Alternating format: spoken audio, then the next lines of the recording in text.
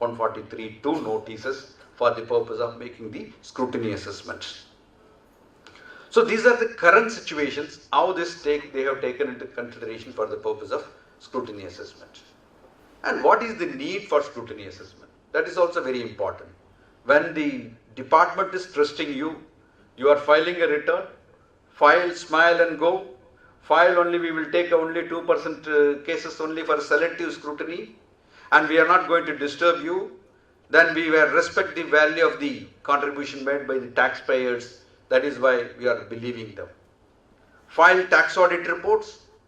File your wherever an audit reports are required, compliance are required. You file everything with that return with Income Tax Department. We will trust you. There will not be any problem.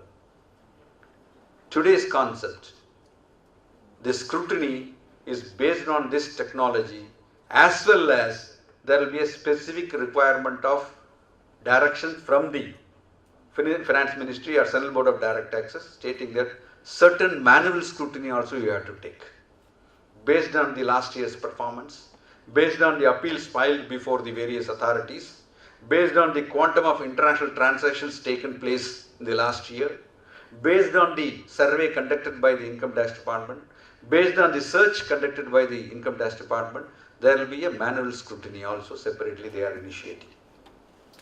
So that overall, there are certain scrutiny by the technology, there are scrutiny because of the appeals filed, because of the issues not decided by between the department and the SSE, based on the return filed by the last year, based on the international transaction about certain limits they have fixed, based on your agricultural income, certain times they have mentioned about those who are having more than 2 lakhs rupees in agricultural income, that has to be considered like that. So every year, the Central Board of Direct Taxes coming out with certain scrutiny norms for a manual scrutiny also. There may be a search conducted by the department, that's under section 132, you are all aware of that. Then initiation of section 153A is very important for completing the search assessments. During a search, if some third parties records, documents, any other details available at the time of a search conducted on that particular person, the department can take up that papers, documents and everything, hand over to the assessing officer who is having a jurisdiction on that person. The other assessing officer can make reference on that basis. He can form a satisfaction. He can prepare a satisfaction note that there exists a undisclosed income. They can initiate a proceeding under section 153C. So 153A, 153C, that's about 6 previous years will be taken into consideration for a search assessments. Similarly, section 133A, once a survey conducted by any of these cases, the group cases will be tagged into that. All of them will be taken for the purpose of making a scrutiny assessment. So this is the basic concept for making the scrutiny assessment.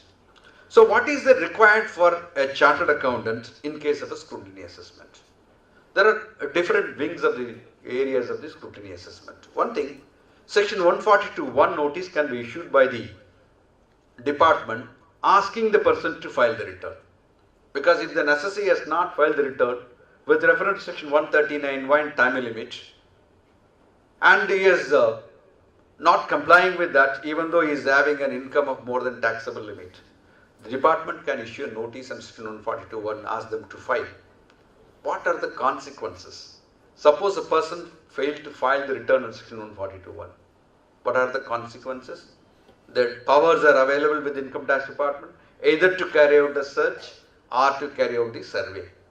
So, not filing of a return, even in spite of the notice issued on section 142(1), there exists a valid ground on section 132, information available with the department and reason to believe that there exists an undisclosed income, money, bullion, jewellery and all these things.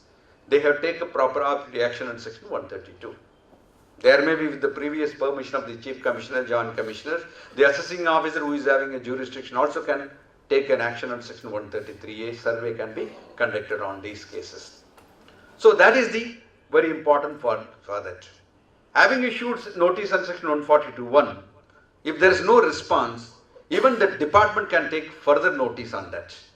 They can ask for under section 142, they can ask for the statement of assets and liabilities of the SSE for the maximum period of 3 years they can ask for you. and it's a mandatory required to be filed with the department. It's not for an assessment, it may be a pre-assessment inquiries or a pre-assessment inquiries to carry out a search, pre-assessment inquiries to carry out a survey. If the non-compliance is again inviting a big problem for the assessing. Apart from this, the assessing officer, having received the return filed by the assessee, having seen that the computer has generated, the cases can be taken for scrutiny, he can issue a notice and section 143(2) for the purpose of making the scrutiny assessment. That's called a regular assessment.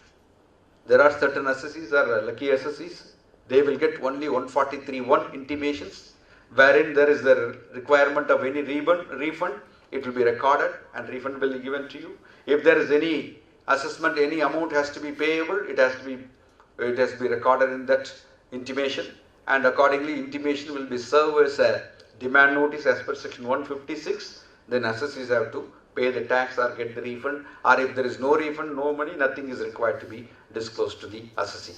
That means your return has been accepted. Then 143(2) notice, when they can give? It can give whether any time, or is there a time limit they have given?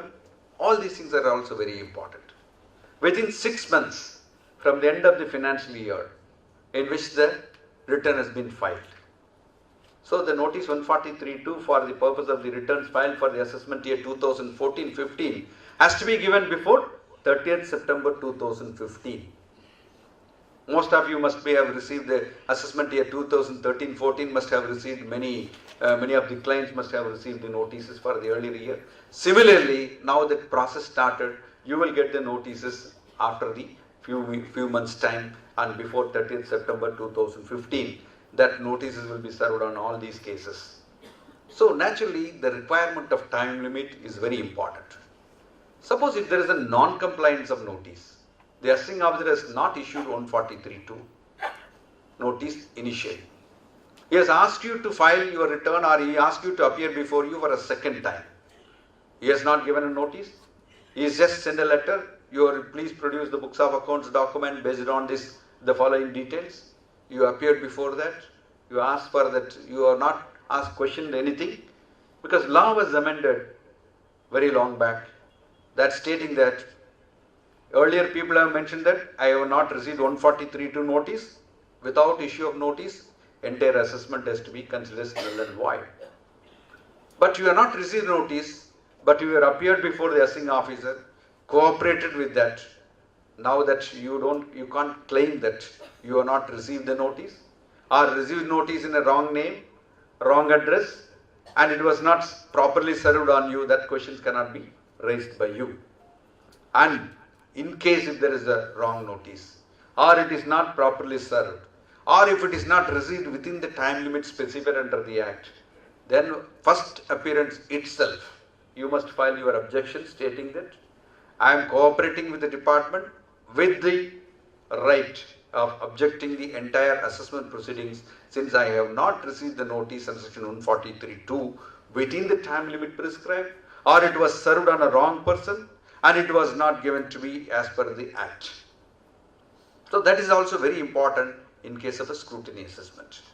Then 143(2), after the notice, what are the power of empowering, the power given to the assessing officers?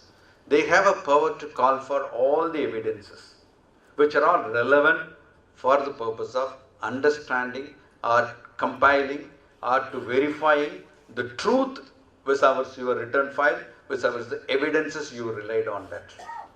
Of course, that even if you file the tax audit report, wherever the tax audit report carrying all this information relating to disallowances, computation of an income, all these things are there, but still the assessing officer can go through the tax audit report, he can verify the books of accounts, documents and everything, he rely on all these things, and later on he can ask for a further inquiry, further he can conduct, further all details can be called for the purpose of completing his assessment based on the return filed by you. It's a very important for complying with all the notices issued by the department. Why it is an important? The assessee will be prevented from a bigger loss if he complied with all these notices in time, supplied all the informations. Maybe certain times there are certain issues are coming up before the assessing officer. The issue is relating to valuation. Section 142A. The assessing officer has a power to refer the cases for evaluation relating to your 69, 69B investments and all these things. Especially in case of cost of construction. If you are constructing a certain building, shopping complex, residential building or godowns, whatever may be that. If it is recorded in the books, so much of our money you have invested in the building and all these things, the assessing officer right to refer for the purpose of proper evaluation with the valuation department. Investment in made in jewellery and all these things, investment made in other things, then he has a right to verify. In case of an immovable property received as a donation, Section 56, whatever you received from various parties, assets, shares and all these things, he has a power to empower to refer to the valuation in case if he is not satisfied with that value specified in your books. Apart from this, certain times it may require the valuation before Section 55A of the Income Tax Act in case of 50C applicability. Section 50C, the computation of capital gain which is required, you have to go through according to the stamp duty valuation fixed by the stamp duty authorities for the purpose of making the computation of your capital gains. There are certain issues, certain properties may be lesser than this value fixed by the stamp duty authorities. The matter is required to be referred to the valuation officer. The assessing officer cannot take a decision, just like that he cannot add it.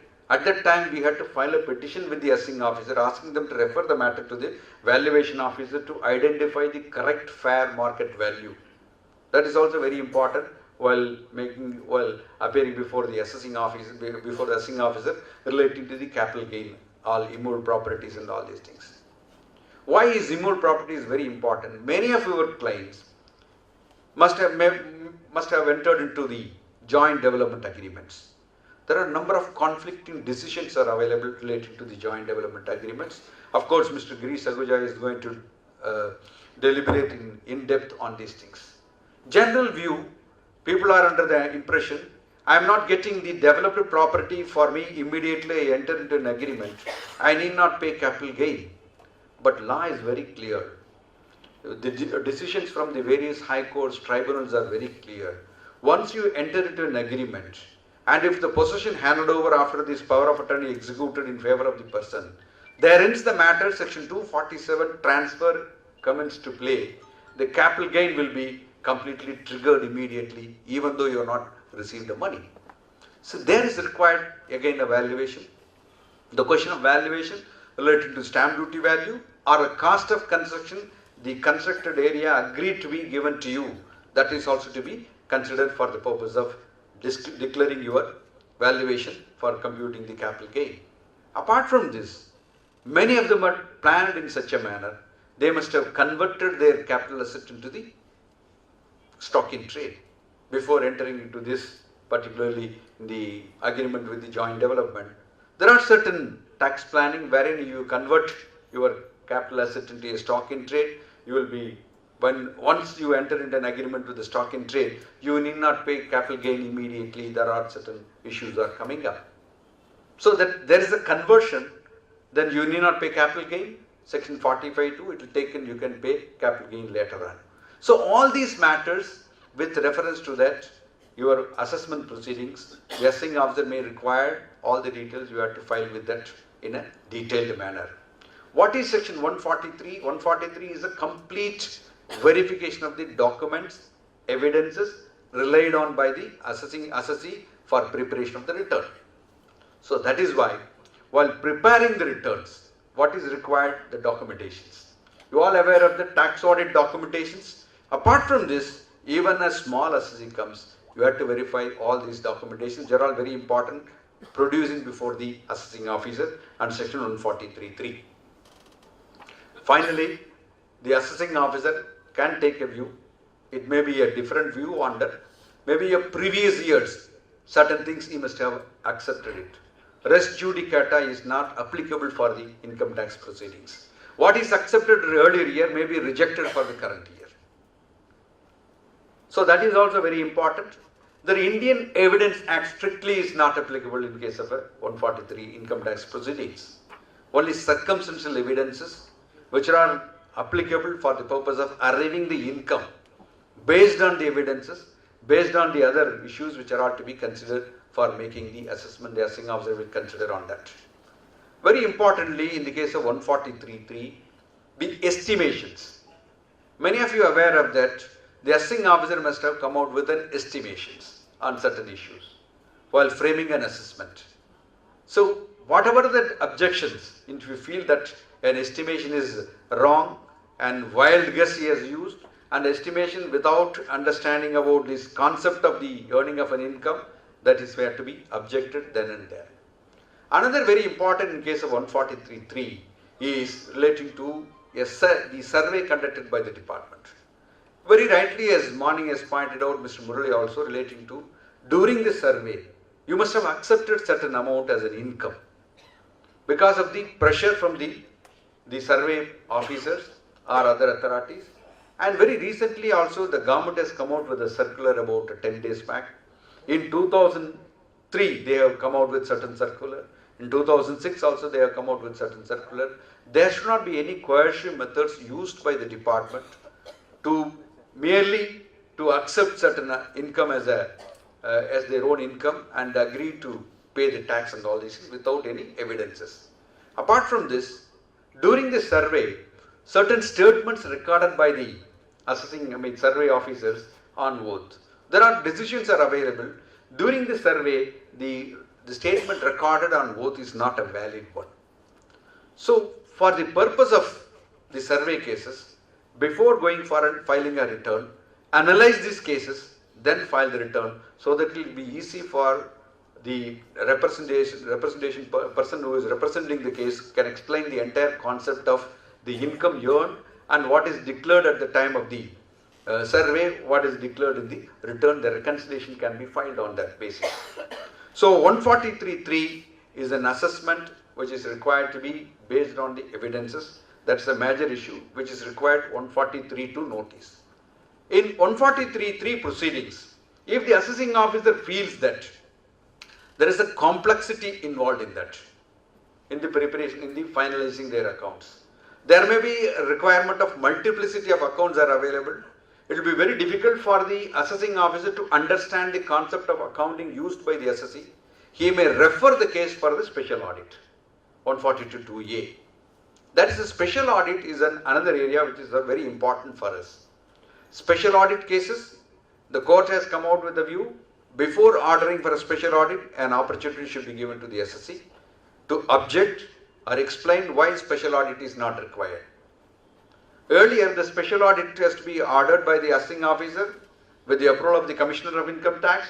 The fees has to be paid by the assessee. Today, the concept is totally different. Fees will be paid by the government. So there is a specific requirement. The person, the chartered accountant appointed for the carrying out the special audit, every CIT has to maintain, a chief commissioner has to maintain a panel. The chartered accountant will be drawn from that panel.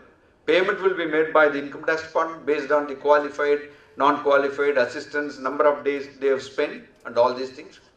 And the special audit report should be given by this chartered accountant within the time limit specified in the special audit order passed by the assessing officer with the approval of the chief commissioner or commissioner. So the maximum time limit can be extended up to 180 days for getting the special audit report from the concerned chartered accountants. The special audit, again, it will be used for the purpose of framing an assessment. Then third party statement. Section 143.3, while framing an assessment, the assessing officer is right to call for any third parties, witnesses, in case if there is an investment made by the assessee during that particular year, there may be a doubt, they can issue a notice, summons to the other person to call for the summon. They can ask them to give the statement by issuing a notice under section 131, summons issued under section 131. What are the rights available for the assessee?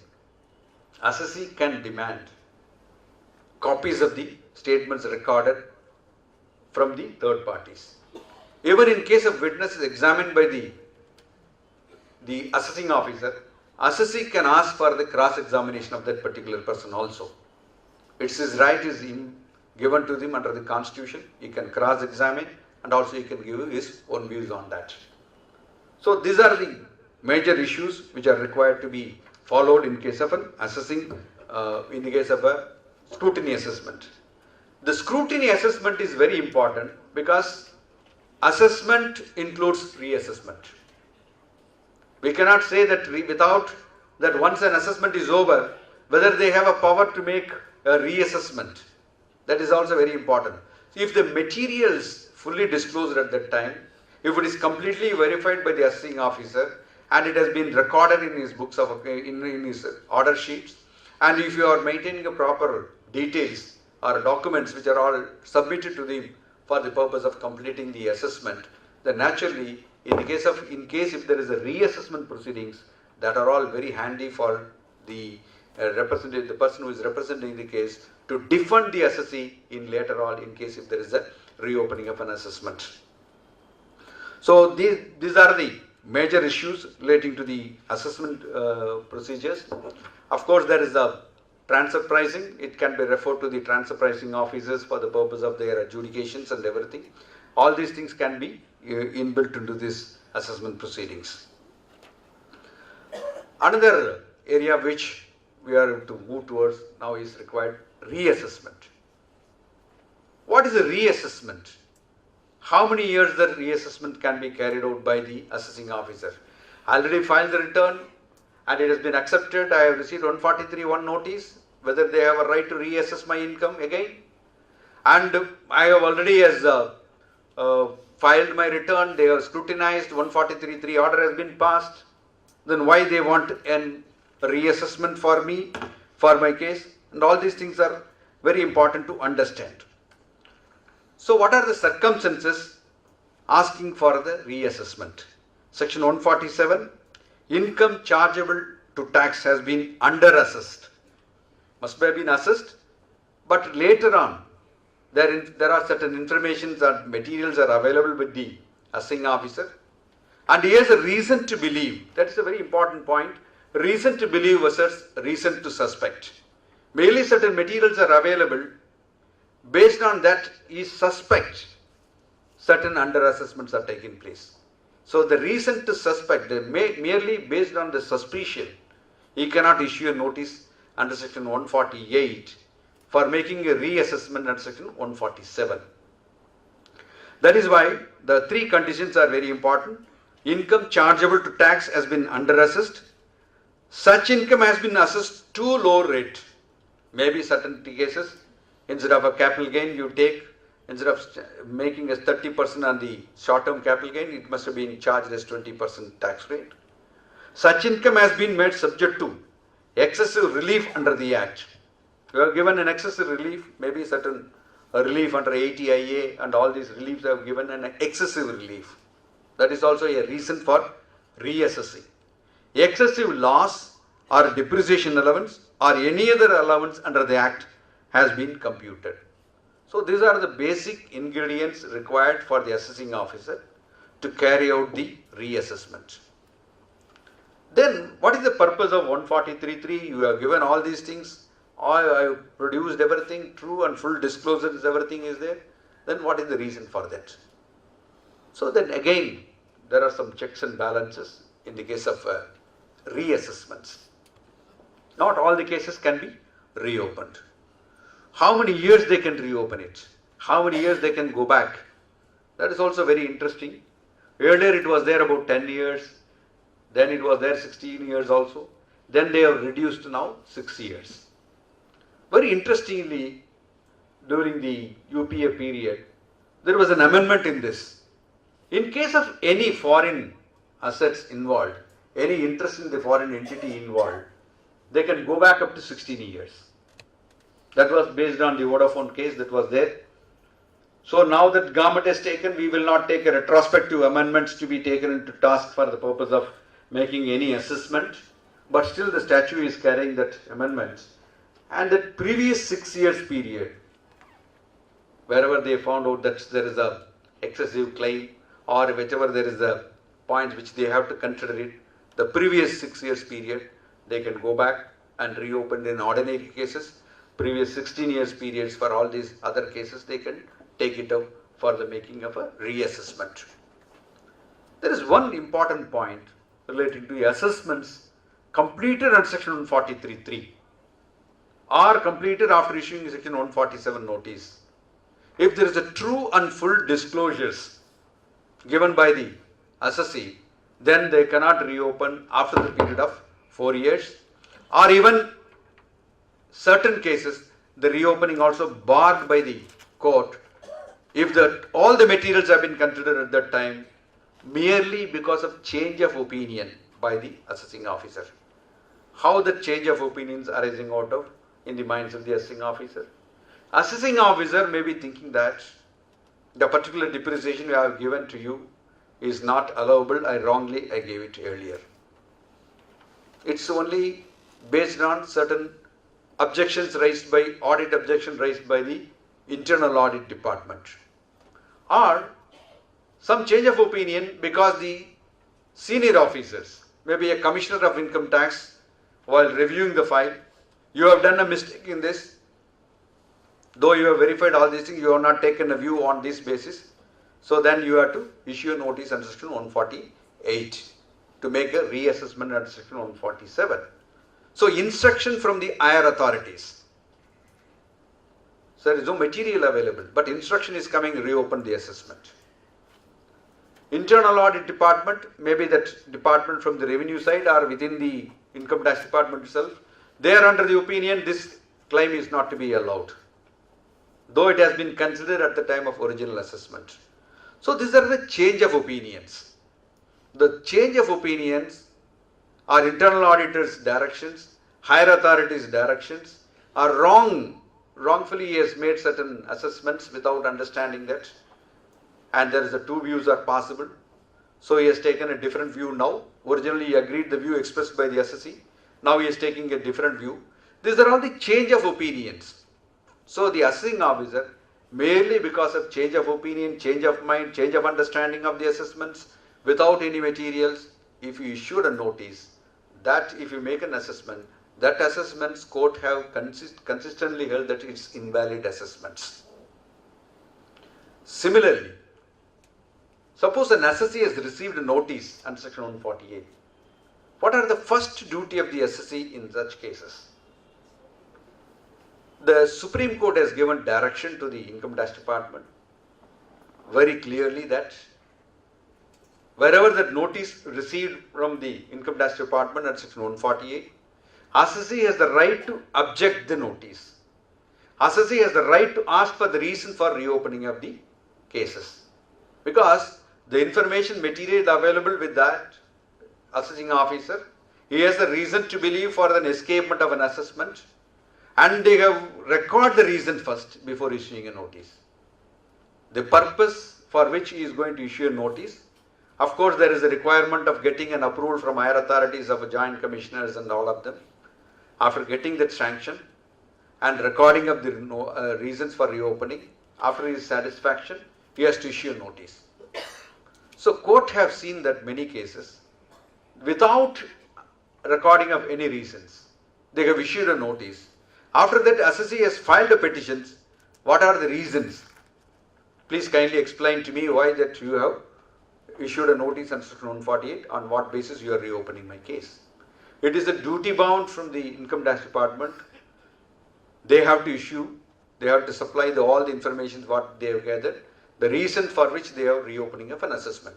Assessing has the right to object all these reasons recorded by the assessing officer, and the assessing officer has duty bound to give a reply, reject, or it has to be recorded in all the assessment order for as a speaking order why they are rejecting the objection raised by the assessee. That is very important, because this is a valid ground for the assessee to take up the matter in the higher authorities. Many assessees, they have not questioned this 148 notice, but after passing an assessment order, they are going for before an appeal, they are questioning the 148 notice before the appellate forum, before the tribunal. Many times appellate forum or the tribunal, they refuse to grant the relief based on the objection raised first time before them. Because the law is very clear, Supreme Court is very clear, directions given to the department. Departments are giving their own answers. You are not objected your notice on section 148. Many of them are, after receiving a notice on section 148, they moved writ petitions. Majority of the cases, 99% of the cases, 148 cases, the high courts have given directions to the SSCs. Appear before the assessing officer, file your written, comply with that, give all your objections, use your regular remedy, not come before us further through writ remedy. So that means, after completing a 143.3, 148 is if it is reopened, ask for the reasons for all these things. Then you object the reasons recorded in that. In case if there is no recording of reason, after that, if they have issued a notice without recording of that, object that the notice has been issued without recording on the reasons. So the entire assessment subsequently made by the assessing officer is invalid. Then coming to that. Sir, just one point, sir. Yes. At the same time, you have to file the return also in response to Exactly. That should go parallelly. Exactly. You have to file. See, then only they have to make an assessment. No, you file the return in response to notice. In certain cases, after objecting that, even without filing, the department is dropping the 148 notices. They have a discretion power to drop the cases also. So in that case, there will be no further action is required from your side. But assessment proceeding starts, then naturally the entire assessment proceedings are opened before the assessing officer. He need not address only one issue which is recorded as a reason for reopening. He can see the entire assessment. So there is a danger is before the assessee. Once reopened on basis of one ground, on a validly reopened assessment, the whole assessment is before the assessing officer to take an appropriate action on that. Assessee cannot come with a fresh claim before the assessing officer. So there will be always a dangerous things in such cases. The assessee has to face the problem of all other areas are coming opened up before the assessing officer. He can make any other additions also apart from the reasons mentioned in the notice. That was the Supreme Court decision. It has been followed by many cases also. So very importantly, in case of reopening, 4 years period, he has no power to reopen unless there is an excess of income 1 lakh rupees has been established, then escaped income. Even under section 143.3 or 147 notice issued earlier and completed assessment, merely because of change of opinion, he cannot take any decision on that. And under the direction of the earlier, the senior officers, he cannot reopen on that. That means the application of a mind by the assessing officer himself is a very important concept for reopening of an assessment. So, very important ingredient, application of mind, information available, material available with the assessing officer. There will be ingredients which are all specifically mentioned about is under stated of the loss or an income or claiming of an excess allowance of depreciation or any other allowance. And there is a recording of a reason. Any notice issued, objections raised by the SSC, reply for that objections, they have to file a reply. Then they have to proceed for, as usual, related to all the 143.2 notice and all these things can be carried out. Cases where a return not filed, the reasons need not be recorded. 6 years period can be reopened, 148 notice can be issued. Where section 143.1 assessments are completed on section 143.1, there is no requirement of recording of a detailed reason, and they can issue a notice and they have taken up for the cases later on for a scrutiny also under section after issuing 148 notice. So that means 143.3 assessment is a very important assessment wherein you have to provide all the informations, because later on this file will go to the scrutiny before the income tax, the revenue departments and audit. They will raise the point related to audit objections. Then audit objection will be the sole ground for reopening of an assessment. The objection has to be started from that point of view. The next very important point relating to this completion of an assessment, of course there is a 1 year period available for the assessing officer to complete the assessments of the notices in which year they have financial year. they have issued in any financial year, from that financial end of the financial, within 1 year period, they have to complete the assessment. So whereas in case of a regular assessment, 2 years periods are available, and it is here it's in 1 year period available for the assessing office to complete all these things. This is the basic ingredients related to section 147 and 143.3. Coming to section 154, you are all aware of the rectifications. Now the rectifications, two concepts. You are all aware of this now, rectifications through electronic mode. That is a totally covered by different provisions are there. You can go on rectify for mismatch and everything. You will get the process, reply and all these things. The other rectifications of an orders. Any order passed by any income tax authorities can be rectified by either by the assessing officer, its own motion, or by the assessee by filing an applications. What is required for that is very importantly within 4 years time from the date of an order passed by the assessing officer and authority, the rectifications can be carried out by an application by the assessee. See, what is the rectification? 154 rectification. Very important point is the debatable points cannot be rectified. A long drawn process. You are interpreting a particular assessments are over. You are filing a petition before the assessing officer asking for a rectification of a particular item which is required to be, the disallowance should be removed. Or you are asking for certain calculations which are all regularly, it's a calculation which is required to be carried out. Or you are applying for that, the review of the entire order. The entire order is based on that particular aspect is not correct, you review the order. So section 154 is a mistake apparent on the records can be rectified.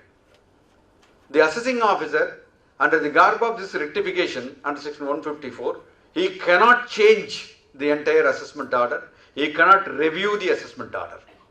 That's also very important to understand that rectifications are very important, only a mistake apparent on the record, not necessarily on the basis of an assessment order. Maybe a records produced at that time has been mismatch or mistake appeared, or a calculation mistakes are appeared.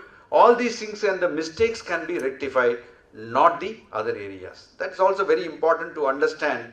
The entire income tax for the rectification, assessing officer can make a rectification, TDS assessment order, the orders can be rectified by the other concerned authority, and the CIT appeals can his own motion or an application by the assessee can be, the order can be rectified, and even in the case of CIT appeals order, the assessing officer can file a letter with the CIT appeal stating for a rectification also.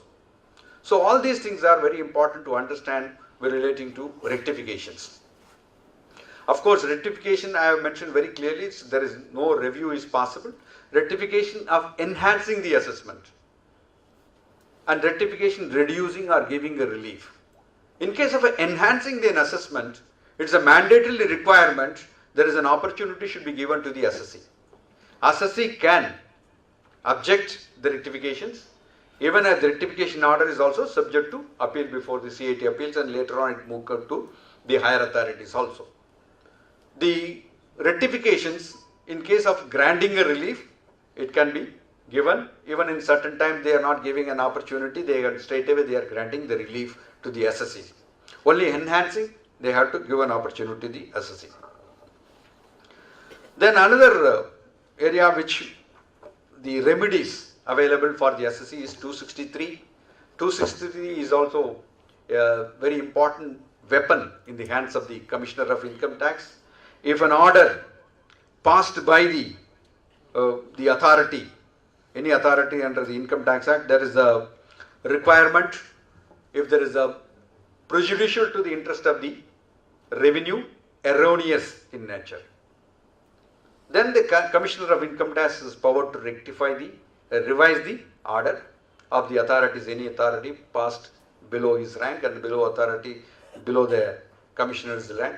They can be called for the records, details, and they can verify. They can issue a show cause notice to the assessee.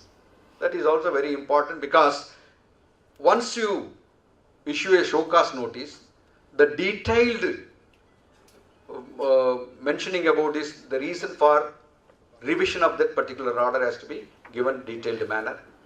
and subsequently assessee should be given opportunity. Assessee must have a right to file all their objections, and based on the objections, the Commissioner of Income Tax he can drop the revisional proceedings, or he can make a revisional proceedings. On a particular aspect, he can take a revision, or he can entirely cancel the assessment and direct the assessing officer to carry out the complete revision of the assessment order. Only thing is they have to prove is a prejudicial to the interest of the revenue and it's erroneous. Certain times the audit objection raised by the internal audit parties, they have taken into consideration because the assessing officer may be failed to issue 148 notice for reopening based on that audit objections because of the courts have taken a different view. They may refer the case to the commissioner for revision of the assessment. Court have taken a view in case of a revision under section 263 merely based on the audit objections considered by the Commissioner of Income Tax is not a valid revision under the law. That means all the records have to be verified, documents have been verified by the Commissioner of Income Tax before issuing a show cause notice. He has to prove that it's a prejudicial to the interest of the revenue and it's an erroneous order. So both the conditions have to be satisfied for making a revision under section 263. So the order passed by the Commissioner of Income Tax is subject to the further appeal before the ITAT, not before the CIT. Then 264, it is a revision which is around beneficiary to the assessee. Wherever there is no possibility of filing an appeal before the CIT appeals, or assessee has chosen that not to file an appeal before the CIT appeals. Instead of that, he can waive this right of appeal and he can go before the CIT and ask for the revision of an order, and the revision of an order is only for the benefit of the assessee. 264. Two important point is, number one, in case of a 263 orders, assessee has the right to go before the income tax appellate tribunal for further remedy in case if he is not satisfied. Whereas in case of 264, the application filed with the Commissioner of Income Tax, Commissioner is refused to interfere with the order passed by the lower authority.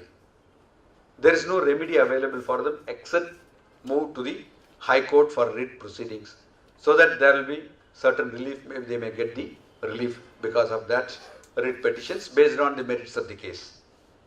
These are the overall picture about these assessment proceedings, and I hope I have clarified certain important issues with reference to all these areas.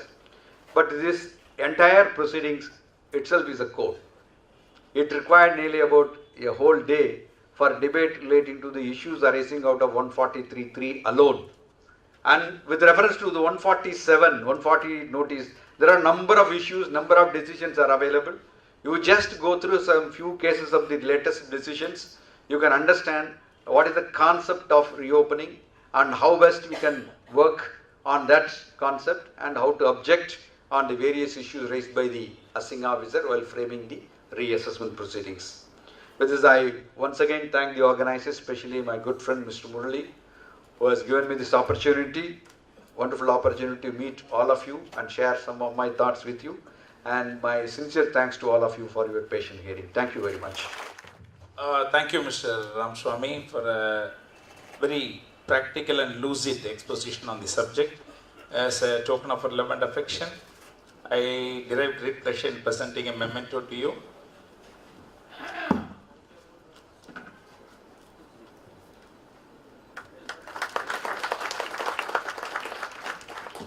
You will appreciate, definitely it's a great value addition for you attending this one.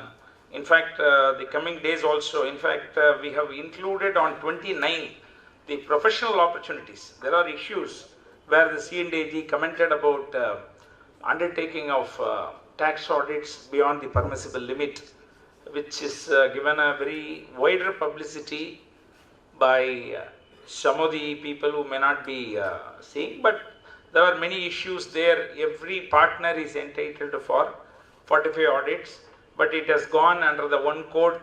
Thereby, if there are 10 partners, 450 is possible. So that distinction was also not made. In certain cases where the audits under any other thing, like under the certain special circumstances, that is also being included in some of the cases. So all those aspects also we will be covering on 29th, even allotment of branch audits. What is the methodology? In fact, on 29th and 30th, anybody is attending, for all those people also, we will be telling you, in case if your audit is over and it is to be allotted, those people can give your names here.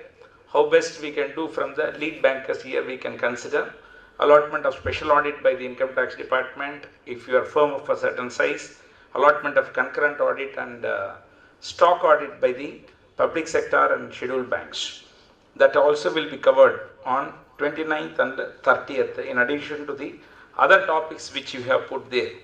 On 31st, we do have, we try to invite Rakesh Junjunwala.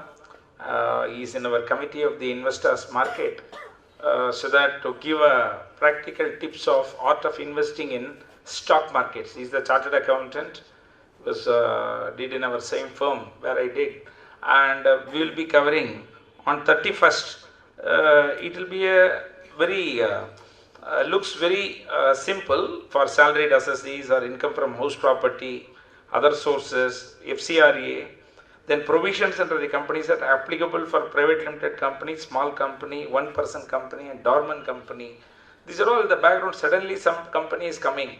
You know how to do that. What is a dormant company, one-person company, all those aspects, how to convert into a professional opportunity. That will be focusing. Like conversion from partnership firms to LLPs. The merger of the firms. In fact, I would like to take this particular session, being there in the council, how you should come together as a one cohesive unit, and how to take the benefit of the seniority. Earlier, even if a very GDA or a firm which is established very long back, they will not have any premium. If you take even a small shop which is there established in a particular place, it got a goodwill and premium. But for CA firm it was not there. Now only we are trying to bring in the type of innovative models. Actually that models also inbuilt into our thing. These are all which is happening. So passing years it also gains premium, that premium being recognized, where the name of one firm can be adopted in the merger unit. This is called how to strengthen the SME. So that particular topic also will be covered on 31st. So in addition to that, we have in fact I requested Mr. Girish Aguja to come in the morning at 8:45, 9 o'clock sharp we will start, because the two topics he has to cover now, because he has to come from Bangalore. Now since the time is 5 o'clock, I thought I will ask him to cover two topics tomorrow. The first session he will be covering, and after the second one, Sunil Talati session, he is coming from Ahmedabad. The third one or the fourth one, again we will be asking him, because what he has to cover today, we will make him cover tomorrow, which is of a great practical use, unexplained cash credit and other things actually. Mergers, demergers and due diligence also will be covered. So I request all of you, you can drop your visiting cards here in the lucky tip box also. And you can also interact with the Chief Commissioner, Mr. Jai Shankar. In fact, allotment of special audits, I asked him to speak. Mr. T. Jai Shankar, who is the Principal Chief Commissioner, he will be coming and interacting with us. I am also asking